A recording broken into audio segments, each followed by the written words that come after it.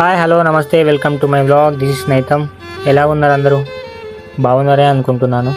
So మగాడి జీవితం గురించి ఎంతో కొద్దో గొప్ప నాకు తెలిసినంత వరకు చెప్పాలనుకుంటున్నాను. సరేనా?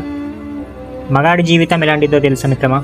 చదివిన వాడు కష్టమనే నొప్పికి బానిస అవ్వకుండా నడుము వంచి చేసే పని ద్వారా సంపాదించిన సంపదే తన జీవితాన్ని గడిపిస్తూ కుటుంబాన్ని గడిపిస్తారు.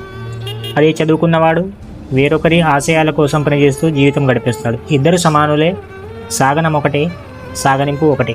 కానీ తను పుట్టిన ఏడుపు ఆగే వరకు, శ్వాస ఆగే వరకు వేధిస్తూనే ఉంటుంది. ఏదో వంక సమస్యలు, కష్టాలు, బాధలు, కుటుంబ బాధ్యతలు, గొడవలు, మనసు బాధ, ఇలా ఎన్నో. అదేంటో కానీ మగాడు పుట్టగానే ఫ్యామిలీ మైండ్లో ఫిక్స్ అయ్యే ఆలోచన ఏంటో చెప్పనా? మన ప్రతి సమస్యకు పరిష్కారం పుట్టాడని.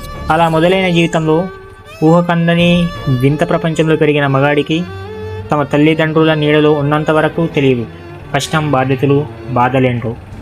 తెలిసిందల్లా ఒకటే, ప్రతి మూమెంట్ని సంతోషించడం, ఎంజాయ్ చేయడం. కానండి, తెలిసి తెలియని వయసులో జీవితాన్ని ఆనందించడం కూడా తప్పే అంటారా? మరి పెరిగి పెద్ద అయినప్పుడు ఎన్ని కష్టాలేంటో కదా. సంపాదన ఉండాలి, అది ఆస్తో లేదా సరిపడే డబ్బు, తప్పదు. లేదా పిల్లలకి తండ్రి కూడా కాలేడు మగాడు. ఎలాగైతే పెళ్ళికి సిద్ధం కావాలంటే ఆస్తి, అంతస్తులు సంపాదించాలి, దానికి పైగా అందంగా ఉండాలి, ఫ్యామిలీని బాగా చూసుకోవాలి. ఏంటో జీవిత గమనం అనే గంటను మెడలో వేసుకొని టంగ్ కొట్టుకుంటూ జీవించడమే. ఇదేం పని కాదు, రాదు, చేను, నా వల్ల కాదు అనడానికి కదా. ఇది జీవితం. అంతేనంటారా? మీకు 1% అయినా నచ్చితే లైక్ చేయి అండ్ ఫాలో చేయి దోస్త్.